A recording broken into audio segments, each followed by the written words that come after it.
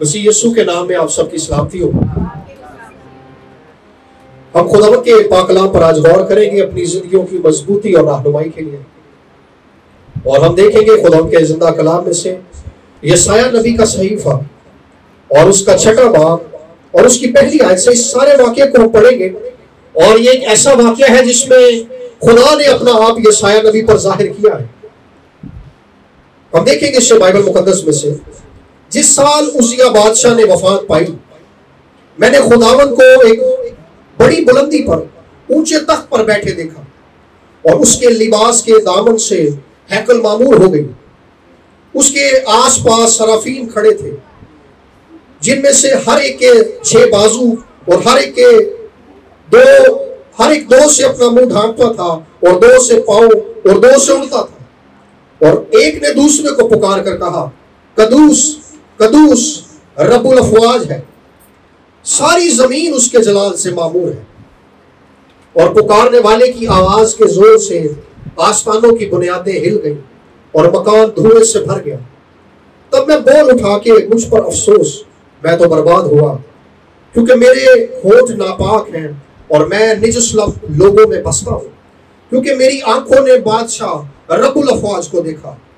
उस वक्त सराफीम में से एक सुलगा हुआ कोयला, जो उसने दस्ते पनाह से मजमा पर से लिया था, अपने हाथ में लेकर उड़ता हुआ मेरे पास आया, और उसने मेरे मुंह को छुआ और कहा, देख, उसने तेरे लबों को छुआ, बस तेरी बदकरदारी दूर हुई और तेरे गुनाहों का कफारा हो गया।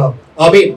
ये वाकया जो हमने बाइबल मुकद्दस में से पढ़ा है, इसमें यशायाह नबी पर खुदा ने अपने आप को जाहिर किया है। और यशायाह ने एक बहुत ऊंचे तख्त पर, बहुत बुलंदी पर खुदावंद को तख्त पर बैठे देखा है। और ये एक ऐसा वाकया है जिसके बाद यशायाह नबी की लाइफ मुकम्मल तौर पर चेंज हो गई। और जो गौरतलब बात यह है कि ये रोया जो है, ये मुलाकात जो है खुदा से यशायाह नबी की, ये 6ठे बाब में हुई है। इससे पहले वो 5 बाब अपनी किताब के लिख चुका है। यानी नबूवत को रिसीव करने का, खुदा के कलाम को पाने का उसके पास एक तजर्बा पहले से मौजूद है। लेकिन यहां पर जब खुदा उस पर जाहिर हुआ है, जब खुदा ने अपना आप उस पर जाहिर किया है, उसने खुदावंद को एक बुलंदी पर, एक बहुत बुलंद तख्त पर बैठे देखा है।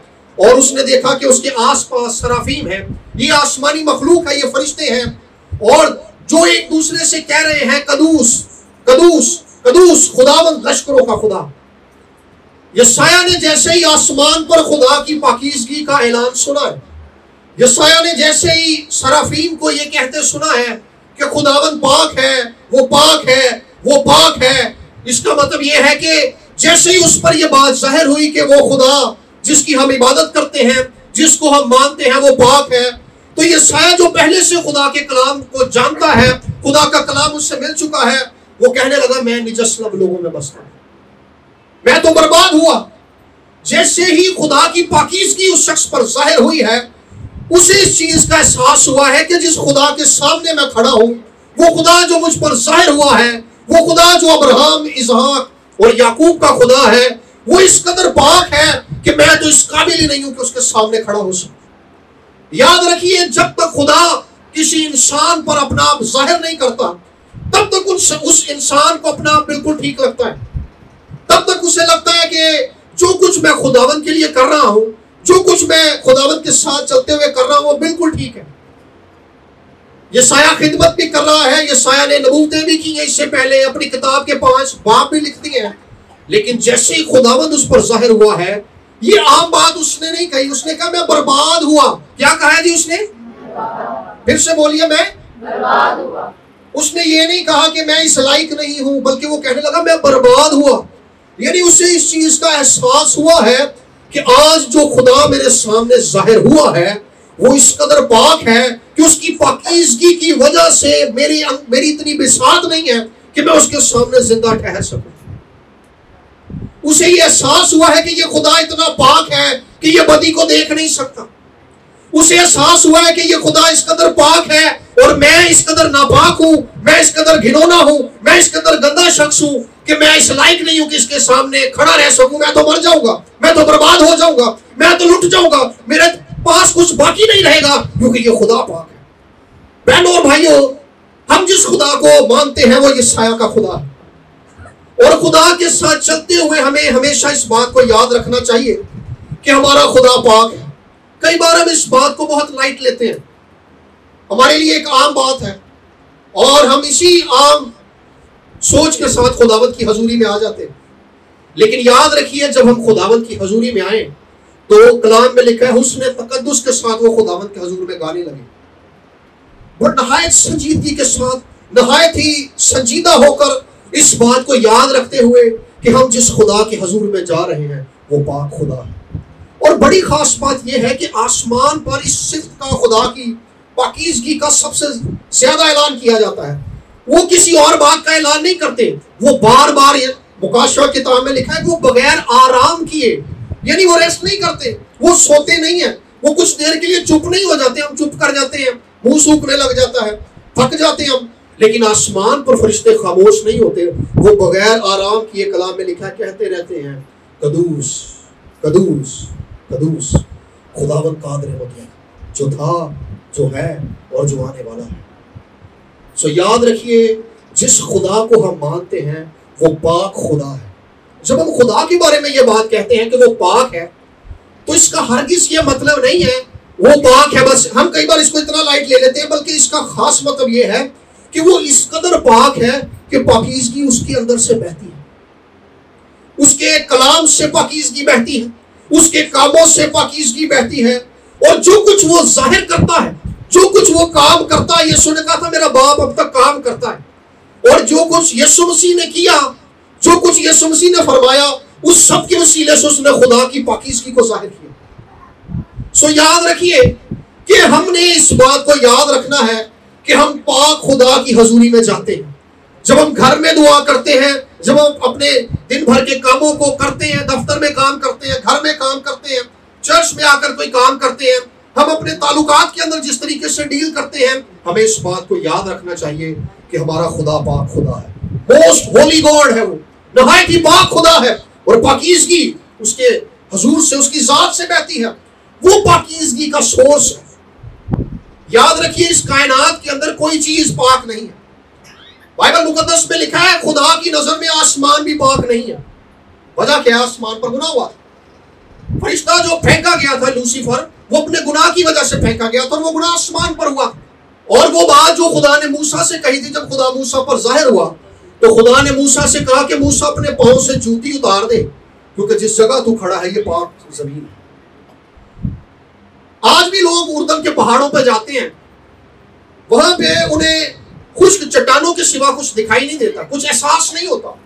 लेकिन उस दिन एक जलती हुई झाड़ी को मूसा ने देखा था, और एक आवाज थी जो उससे हम कलाम हो रही थी, और वो आवाज उससे कहने लगी, मूसा मैं तेरे बाप अब्राहम, इसहाक और याकूब का खुदा हूं। उस दिन खुदा उसके लिए बहुत रियल बन गया, क्योंकि खुदा ने अपना आप उस पर जाहिर किया। खुदा ने कहा कि मैं इससे पहले कादिर मुतअल खुदा के तौर पर जाहिर हुआ था, लेकिन आज मैं यहोवा के नाम से तुझ पर जाहिर हुआ।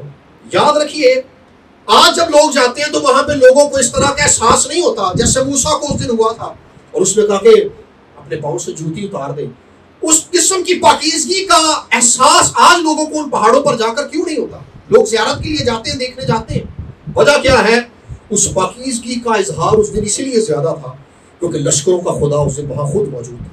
सो जब खुदा मौजूद होता है, वो जगह तब पाक होती है। जिस जिंदगी के अंदर खुदा है, जिस खानदान में खुदा है, जिस कलीसिया में खुदा है, जब मैं कलीसिया की बात कर रहा हूं तो मैं मुकामी कलीसिया की बात कर रहा हूं, मैं बॉडी ऑफ क्राइस्ट की बात नहीं कर रहा, मसीह के बदन की बात नहीं कर रहा।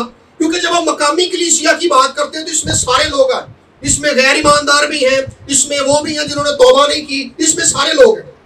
लेकिन जब हम बॉडी ऑफ क्राइस्ट की बात करते हैं, मसीह के बदन की बात करते हैं, तो इसका मतलब है ये वो खास तौर पर लोग हैं जो खुदावंद के लिए अलग कर लिए गए। सो याद रखिए, खुदा जिन जिंदगियों के अंदर है, जिन घरानों में है, वहां पे वो जिंदगियां पाक है, पाकीज़गी खुदा की वजह से आती है। सो हम कई बार सोचते हैं कि यार मैं पाकीज़गी में चलने की में कमजोर हूं। वजह यह है कि ना तो हमारा ऐसे खुदा से हमारी मुलाकात हुई है जो पाक है, ना ही हमारा खुदा के साथ कोई ऐसा ताल्लुक और कनेक्शन है जिससे हमें ये एहसास होने लगे कि हम पाक खुदा की हजूरी में चलते हैं। और जो कुछ हमें हमारी जिंदगी में दरकार है, हम अपनी जिंदगी में जिस भी मकाम पर खड़े हैं, याद रखिए उससे जो चीज बदल सकती है, जो चीज हमारी लाइफ में तब्दीली ला सकती है। जब मैं लाइफ की बात कर रहा हूं तो इससे मुराद यह है हमारी खानदानी जिंदगी, हमारी जॉब, हमारा कारोबार, हमारे बच्चे, हमारे वालिदैन, हमारे बहन भाई, हमारे ताल्लुकात, हमारे मोहल्ले के लोगों से ताल्लुकात, हमारा सब कुछ, जो कुछ इसमें है, मैं उसकी बात कर रहा हूं। उस हिस्से में तब्दीली तब आएगी जब हमारी खुदा से मुलाकात होगी। मैं फिर से दोहरा रहा हूं, हमारी लाइफ में तब्दीली तब आएगी जब हमारी खुदा से मुलाकात होगी। और बाइबल मुकद्दस का जो खुदा है, यहोवा खुदा, यीशु नासरी जो है, वो मुलाकात करता है। वो अब्राहम पर जाहिर हुआ, वो याकूब पर जाहिर हुआ। उसने ख्वाब में देखा एक लंबी सीढ़ी है जो आसमान से जमीन तक बुलंद है। तो खुदा मुलाकात करता है अपने लोगों से। यशायाह पर हम देखते हैं खुदा जाहिर हुआ है, मूसा से खुदा ने मुलाकात की। खुदा मुलाकात करता है। नए अहदनामे में खुदा मसीह यीशु के वसीले से अपने लोगों से, अपनी कौम से मुलाकात कर रहा है। और आज भी मेरे बहनों और भाइयों, खुदा आप में से हर एक से मुलाकात करना चाहता है। हम एक ऐसे खुदा को नहीं मानते जो पर्दों के पीछे छुपा रहता है। खुदा अपने आप को बेशक छुपा लेता है, लेकिन ये वो दौर है जिसमें खुदा आप सब पर और इस दुनिया के हर एक रहने वाले पर खुदा अपने आप को जाहिर करना चाहता है। और वो अपने आप को जाहिर कैसे करता है? वो रूहुल कुद्स के वसीले से जाहिर करता है। वो अपने कलाम के वसीले से अपने आप को जाहिर करता है। वो ख्वाब में मुलाकात करके जाहिर होता है। वो सरीहन मुलाकात करके अपने लोगों को दिखाई देता है। सो आज मैं आपको जिस बात के लिए उभारना चाहूंगा, हमने तब्दीली के बड़े नारे सुने हैं, हमारे इर्द गिर्द बड़े नारे लगे कि तब्दीली आ रही है, तब्दीली आ रही है, लेकिन तब्दीली चली गई, तब्दीली आई नहीं। हम अपनी लाइफ में भी तब्दीली की आरजूमंद है कि हमारे हालात बदले, हम मसीह में तरक्की करने लगे, हम मसीह के इख्तियार में चलने लगे, हम खुदा की पाकीज़गी में चलने लगे, हम एक ईमानदार की तरह जिंदगी गुजारे, एक ऐसे ईमान में जिए जो पहाड़ों को हिला देता है। लेकिन हम कमजोर क्यों रहे हैं? क्योंकि हम एक ऐसे खुदा से मिल नहीं सके जो हमसे मुलाकात करना चाहता है। आमूस के सहीफे में लिखा है, तुम खुदावंद से मुलाकात की तैयारी करो। सो मैं आज आपको इस बात के लिए उभारना चाहूंगा, आप जिस भी तबके से ताल्लुक रखते हैं, जिस भी फैमिली से ताल्लुक रखते हैं, जिस भी कबीले से, जिस भी कौम से ताल्लुक रखते हैं, खुदावंद आपसे मुलाकात करना चाहता है। और याद रखिए, जिन लोगों पर खुदा जाहिर हुआ, जिन लोगों से उसने मुलाकात की, वो जिंदगियां यकसर बदल गई, वो यकसर बदल गई। योंगेचू एक शख्स, हम उस खादिम के बारे में जानते हैं, तकरीबन 7-7.5 लाख उसकी कलीसिया रही योंगेचू की, कोरिया के अंदर, सियोल कोरिया में। लेकिन वो एक ऐसा शख्स था जो बुद्धा को मानता था, गैर मजहब से ताल्लुक रखता था, मसीह को नहीं जानता। और डॉक्टर्स ने उसे बताया कि उसकी टीबी इस हद तक बढ़ गई है कि उसका इलाज नहीं हो सकता। उस जमाने में इलाज भी नहीं था। बेटी ने आकर उसको बाइबल दी। उसने कहा कि वो यंग लड़की थी, 12 साल की, 12-13 साल की। उसने मुझे बाइबल दी और वो उससे पढ़ने लगा। और जैसे ही उसने उस बाइबल को पढ़ना शुरू किया, उसने कहा कि बाइबल मुकद्दस ने मेरी मुलाकात यीशु से करवा दी। और वो कहने लगा कि ये यीशु जो अंधों को बिनाई देता है, जो मुर्दों को जिंदा करता है, जो हजारों हजार को खिला देता है, जो तूफानों को थमा देता है, जो 4 दिन के मुर्दा लाजर को कफन समेत बाहर निकाल लेता है, अगर ये हकीकी शख्सियत है तो ये मुझे भी शिफा दे। कहने लगा, डॉक्टर ने मुझे 3 महीने का टाइम दिया था, लेकिन 6 महीने गुजर गए, फिर 9 महीने गुजर गए, फिर 1 साल गुजर गया, लेकिन मैं मरा नहीं। लेकिन वो शख्स अपने कैलेंडर पर हर रोज एक तारीख काट देता था, क्योंकि उससे डॉक्टर ने बताया था कि वो 3 महीने बाद मर जाएगा। लेकिन वो मरा क्यों नहीं? उसने एक जबरदस्त खिदमत इस जमीन पर की। खिदमत इतनी जलाली, इतनी जोरावर खिदमत क्यों की? क्योंकि वो खुदा से मुलाकात कर चुका था। जो तब्दीली उसके वसीला से उस मुल्क के अंदर आई, कोरिया के अंदर, कोरिया में जो मसीही थे वो अकलियत के अंदर थे, हमारी तरह अकलियत में थे। लेकिन जैसे उस बंदे ने खिदमत शुरू की, बुद्धा को मानने वाले लोग जो थे वो अकलियत में चले गए। लेकिन जो सियोल कोरिया था वो एक मसीही मुल्क के तौर पर सामने उभरने लगा। वजह क्या थी? क्योंकि उस शख्स की खुदावंद से मुलाकात हो चुकी। खुदावंद आप में से हर एक से मुलाकात करना चाहता है। खुदावंद आप में से हर एक पर अपना जाहिर करना चाहता है। वो दिखाई देना चाहता है। वो आपसे कलाम करना चाहता है। वो आपसे बात करना चाहता है। वो अपनी जात को आप पर रिवील करना चाहता है। जो उसके मंसूबे हैं, हम ज़बूर में गाते हैं ना, ये उसने अपनी राह मूसा और हारून पर जाहिर की। सो जैसे उसने अपने मंसूबे मूसा पर जाहिर किए, वो आप सब पर जाहिर करना चाहता है कि वो क्या चाहता है।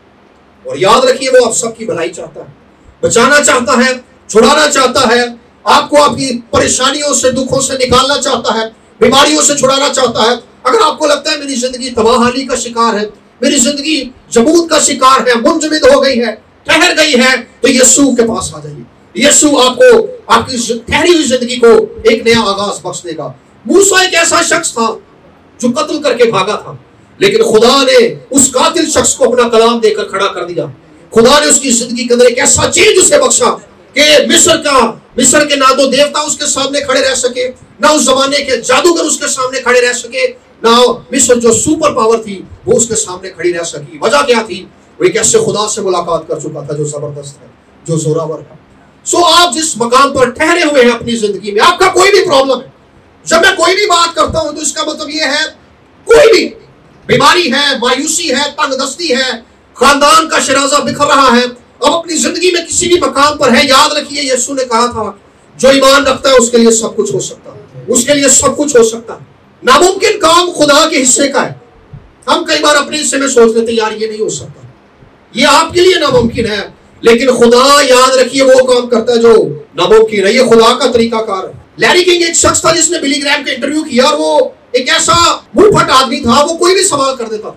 तो बिली ग्रैम से कहने लगा कि तू मुनादी करता तेरा खुदा कुदरत वाला है, ये पेन है जो इस टेबल पर पड़ा हुआ है, तो अपने खुदा से कह दिए इसकी जगह तब्दील कर दे, इसको उठा के यहाँ पे रख दे। तो बिली ग्रैम कहने लगा कि मेरे खुदा को वो काम बता जो मैं नहीं कर सकता, ये तो मैं भी कर सकता हूँ। सो अपने खुदा को वो काम बताना शुरू करें जो आप नहीं कर सकते, वो आपके लिए वो काम करेगा। आप यीशु को जितना बड़ा कर लें वो उतना बड़ा है, लेकिन ये हमारी सोच है, हम महदूद सोच में सोचते हैं। सो अपनी सोच को बड़ा कर ले, क्योंकि कलाम में लिखा है वो हमारी सोच से बढ़कर काम करना चाहिए, वो हमारी सोच से बढ़कर काम करेगा।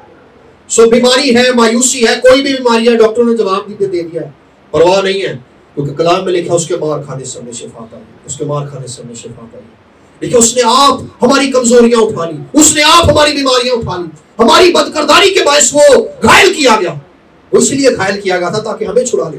सो याद रखिए वो हमें बचाने के लिए सलीब पर चढ़ा है, हमें छुड़ाने के लिए, यीशु बचाने के लिए जमीन पर आया है। हमारे घरानों को जिन हालात में हम फंसे हुए हैं, गुनाह से, इब्लीस के इख्तियार से, जादूगरी के इख्तियार से, यीशु छुड़ाने के लिए जमीन पर आया। सो आज जरूरत इस बात की है कि हम आज उसी यीशु के पास जाएं और उससे कहें कि खुदावंद तू मुझसे मुलाकात कर, तू मुझसे बात कर, तू मुझे दिखाई दे, तू मेरी जिंदगी में अपने काम को कर, तू मेरी जिंदगी में अपने हाथ को बढ़ा दे। एक बहन ने एक बार मुझे कॉल की, मैं उन्हें नहीं जानता, उन्होंने मुझे मैसेज किया, उन्होंने कहा जी मैं गैर मसीही हूँ और मैं आपको कॉल नहीं कर सकती, मैं घर से छुप के आपको मैसेज किया मैंने। वो कहने लगी मुझे एक ऐसी बीमारी है कि मेरी हड्डियां घुल रही हैं हर रोज, और मुझे हर रोज विटामिन डी का टीका लगता है। उन्हें कहने लगी मैं 35 साल की हूँ, लेकिन मैं छड़ी के सहारे चलती हूँ, मैं वैसे चल नहीं सकती। तो कहने लगी भाई आप मेरे लिए दुआ कर दें। तो जैसे ही वो कहने लगी, मैंने कहा जी मैं आपके लिए फिर वैसे दुआ कर दूंगा। कहने लगी नहीं आप मैसेज में टाइप करके दुआ भेज दें मुझे। खैर मैंने दुआ भेज दी उन्हें, लेकिन चंद हफ्तों के बाद उन्हें, एक महीने बाद बल्कि मुझे उनकी कॉल आई, मैसेज आया उनका, और मुझे कहने लगी कि भाई जिस दिन से आपने मुझे वो दुआ भेजी है उस दिन के बाद से 1 महीना गुजर चुका है, और 1 महीने तक मैं हर रोज विटामिन डी का टीका लगवाती थी और छड़ी के सहारे चलती थी, लेकिन ना तो अब मेरे घुटनों में दर्द है, ना ही मुझे चलने के लिए छड़ी की जरूरत है, ना ही मुझे विटामिन डी के टीके की जरूरत है। कि वो उस हकीकी यीशु से वो जान चुकी थी कि ये यीशु वाकई कुदरत वाला है, ये मेरे लिए सब कुछ कर सकता है। उसने अपनी बीमारी को नामुमकिन नहीं समझा, बल्कि उसने उस पर यकीन कर लिया था जो नामुमकिन को मुमकिन बना सकता है। सो जो कोई उस पर ईमान ले आता है वो उसके लिए अपनी पूरी कुदरत को जाहिर करता है। और चंद माह गुजरे तो वो मुझे कहने लगी, मेरी बात होती रही उनसे, फिर वो मुझे कहने लगी कि भाई खुदा ने मुझ पर ऐसा करम किया है कि अब मैं गैर जुबानें भी बोलना शुरू हो गई।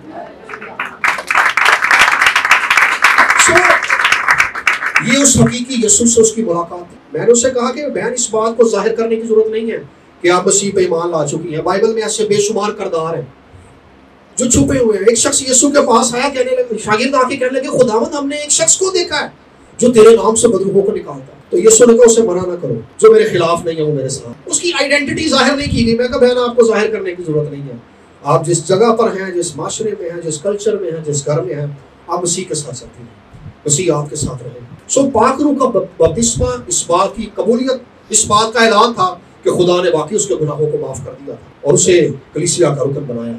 सो मैं आज आपको इस बात के लिए उभारना चाहूंगा कि हमारा खुदा आपसे मुलाकात करना चाहता है। एक रोज उसने मेरे से भी मुलाकात की, मैं कई बार इस बात को बता चुका हूं। मैं एक मीटिंग में था, पास्टर्स की वो मीटिंग थी और सब हालेलुया का गीत गा रहे थे, और मैंने उस इबादत में मेरी आंखें बंद थी, लेकिन मैंने अपने लेफ्ट साइड पर देखा एक शख्स है जिसने सफेद पोशाक पहनी है पांव तक, और उसके सर के बाल और दाढ़ी सफेद ऊन की मानी है। और उससे पहले मैंने देखा कि वो एक तख्त पर बैठा हुआ है, और उस तख्त से नूर निकल रहा है, और उस तख्त के ऊपर ऐसी नकाशी हुई है जिसे इंसान नहीं कर सकता। वो इतनी महारत के साथ की गई थी कि मैंने उसको देखते ही अपने आप से कहा कि ये इंसान नहीं है जो इतना माहिर हो ऐसी नक्शकारी कर दे। और उससे एक नूर निकल रहा है, और जैसे ही मैंने उस नूर को देखने के लिए अपना मुंह उठाया तो मुझे अंदाजा हुआ कि वो नूर उस तख्त से नहीं बल्कि उस शख्स के चेहरे से निकल रहा था जो उस पर बैठा हुआ। और आप अंदाजा कीजिए कि मेरी आंखें बंद थी, फिर मैंने आंखें खोली और वो मुझे उसी तरह से दिखाई दे रहा, और मैंने अपना हाथ यूं रख लिया और मुंह फेर लिया, क्योंकि उसके चेहरे से जो नूर निकल रहा था वो इस कदर चमकदार था कि मेरी आंखों के अंदर बर्दाश्त नहीं थी कि मैं मुसलसल उसकी तरफ देख सकूं। याद रखिए, उस शख्स को देखते ही मुझ पर यह बात जाहिर हो गई थी कि ये खुदावंद यीशु मसीह है जो जलाल में मुझ पर जाहिर हुआ। और उसी टाइम जब पादी साहब मीटिंग लीड कर रहे थे, वो कहने लगे कि मुझे खुदावंद ने बताया ये नौजवान जो मेरे सामने खड़ा, इससे आज मेरी खिदमत के लिए मसा करो, क्योंकि मैंने इसे अपने काम के लिए चुन लिया। सो याद रखिए, और मेरी जिंदगी में उसके बाद चेंज आ गया। उसके बाद बार-बार खुदावंद ने मुझसे मुलाकात की। याद रखिए, खुदावंद आपसे मुलाकात करना चाहता है। मैंने एक बार खुदावंद से पूछा, मैं कहा खुदा तू इतनी बार मुझ पर जाहिर हुआ है, इसका क्या मतलब है? कहने लगा जहां लोगों को बता मैं उनसे भी मुलाकात करूं। वो आप सबसे मुलाकात करना चाहता है। सो हम एक ऐसे यीशु को मानते हैं जो जिंदा है। मैं जिंदा हूं, आप मेरी आवाज सुन रहे हैं। मैं जिंदा हूं, आप मुझे देख सकते हैं। मुझे महसूस करने की जरूरत नहीं है आपको, क्योंकि मैं दिखाई दे रहा हूं, मेरी आवाज आप सुन रहे हैं। सो जो जिंदा है वो महसूस नहीं होता, वो जाहिर हो जाता है। सो वो आप पर भी जाहिर हो जाएगा, लेकिन जरूरत इस बात की है कि आप तालिब हो जाए उसकी कि खुदा मुझसे मुलाकात करे। एक ख्याल हमें अक्सर दबाता है, यार खास लोग हैं जो चुने हुए हैं, खुदा उन पर जाहिर होता है। ऐसा नहीं है, आप सब खुदावंद के लिए खास। खुदावंद आप सबसे प्यार करता है। खुदा की मोहब्बत के अंदर तब्दीली नहीं आती, उसमें तगय्युर नहीं है, वो फेड आउट नहीं होती। हम घर में कपड़े धोते हैं, वो फेड हो जाते हैं, उनके रंग बदल जाते हैं, लाइट हो जाते हैं कपड़े, लेकिन खुदा की मोहब्बत फेड नहीं होती। वो जितनी मोहब्बत उस वक्त रखता था जब उसका बेटा हमारे लिए कुर्बान हुआ, उतनी ही मोहब्बत आज भी हम सबसे रखता है। वो अपनी मोहब्बत में हमारे लिए क्या कुछ कर सकता है इसका हमें अंदाजा ही नहीं है, लेकिन वो हमें ये बताना चाहता है। सो आइए आज इस बात के लिए मैं आपको उभारूंगा, आज फैसला करके यहाँ से जाएं, जब तक मैं उससे मुलाकात नहीं कर लूँ उसे देखूंगा नहीं। मैं एक आखिरी बात करके, ये मैंने बहुत कम बात बताई है, जो मुलाकात मैंने अभी यीशु से बताई है, ये मेरी दूसरी मुलाकात थी। इससे पहले भी यीशु एक बार मुझ पर जाहिर हुए, लेकिन तब यीशु ने अपना चेहरा मुझे नहीं दिखाया। तब मैंने अपने बीकॉम की कॉलेज की फीस देनी थी, मेरे पास पैसे नहीं थे। तब मैं कॉलेज जाता था और मेरे अबू सिर्फ घर में कमाने वाले थे, तो हमारे पास पैसे नहीं थे। तो मैं अपने कमरे में बैठ गया और मैं दुआ करने लगा। मैं हर रोज दुआ करता था। मैंने कहा खुदावंद, मैंने खादमीन की गवाहियां सुनी हैं, तू मुझसे मुलाकात करता है, मुझे पैसे भी चाहिए, फीस भी मैंने जमा करवानी है, तो मुझसे बात कर, तो मुझे दिखाई दे। तो दुआ करते हुए दोपहर का वक्त था, कमरे में बिल्कुल अंधेरा था, तो एक शख्स मेरे सामने आकर खड़ा हो। उसने सलवार कमीज पहनी और चेहरा नहीं मैंने देखा, मैंने निचला हिस्सा उसका देखा, और वो मुझे कहने लगा कितनी फीस है तेरी? मैंने कहा 2500 रुपये फीस। उसने साइड की जेब में हाथ मारा और मुझे पैसे निकाल के दिए और वो चला। और वो हमारे घर का नीचे वाला कमरा था, बाहर कोई और नहीं समझे। वो शख्स एकदम बिजली चमकी और वो गायब हो गया। और तब मेरे अंदर ये आरज़ू जागी कि खुदावंद तूने अपना चेहरा क्यों नहीं मुझे दिखा? मुझे अपना चेहरा दिखा। फिर जब मैंने उसका चेहरा देखा तो वो तेजी के वक्त चमकते हुए आफताब की बात, मेरी आंखें उससे बर्दाश्त नहीं कर सकी उस नूर को। सो मैं आज आपको इस बात के लिए उभारना चाहूंगा, वो खुदा जो यशायाह पर जाहिर हुआ, वो आप पर जाहिर होना चाहता है, वो आपसे मुलाकात करना चाहता है, बात करना चाहता है, आपके सवालों के जवाब वो देना चाहता है। कई लोग कहते हैं कि जी खुदा जो है क्यों का जवाब नहीं देता, खुदा देता है जवाब। आप अय्यूब की किताब पढ़े, खुदा ने अय्यूब को जवाब दिया है। हर एक सवाल का जवाब वो आपके देगा, लेकिन वक्त के साथ साथ देगा, जल्दबाजी नहीं, सबर के साथ आस रखिए, उसको वो जवाब देगा। सो आइए आंखों को बंद कर लीजिए और आज यीशु से कहिए, खुदावंद मैं तुझसे मुलाकात कर, मुझसे बात कर, मुझे दिखाई दे और अपनी कुदरत और जोर को मेरी जिंदगी में जाहिर कर दे।